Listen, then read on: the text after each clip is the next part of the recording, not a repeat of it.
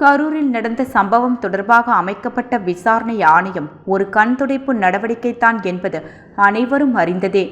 அப்படி இருக்கையில் முதல்வருக்கு ஏன் இத்தனை பதற்றம் என தமிழக பாஜக முன்னாள் தலைவர் அண்ணாமலை கேள்வி எழுப்பியுள்ளார். கள்ளக்குறிச்சியில் திமுக சாராய வியாபாரிகள் விற்ற கள்ளச்சாராயத்தால் 66 உயிர்கள் பறிபோனதே. அவர்கள் குடும்பத்தினரை சந்திக்க சென்றீர்களா முதல்வர் ஸ்டாலின் அவர்களே? கொடுந்துயரத்திற்கு ஆளான வேங்கை வயல் மக்களை சென்று சந்தித்தீர்களா?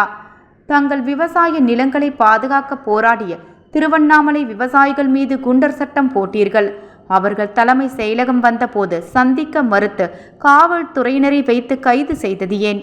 தென் மாவட்டங்கள் மழையால் பாதிக்கப்பட்டு பொதுமக்கள் அல்லல்பட்ட போது அவர்களுக்கு ஆறுதலாக இல்லாமல் இண்டி கூட்டணி கூட்டம்தான் முக்கியம் என டெல்லிக்கு போனது ஏன்? ஆட்சிக்கு வந்து 4 ஆண்டுகளுக்கும் மேலாக இப்படி நாட் ரீச்சபிள் மோடில் இருக்கும் உங்களுக்கு பாஜகவை விமர்சிக்கவோ கேள்விகள் கேட்கவோ என்ன தகுதி இருக்கிறது? கட்சி தொடங்கிய காலத்தில் இருந்து இதுவரை ஒரு தேர்தலை கூட தனித்து நின்று எதிர்கொள்ளாத துப்பு இல்லாத கட்சி திமுக.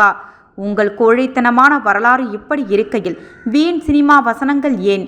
கரூரில் நடந்த சம்பவம் தொடர்பாக நீங்கள்தான் விசாரணை ஆணையம் அமைத்து விட்டீர்களே.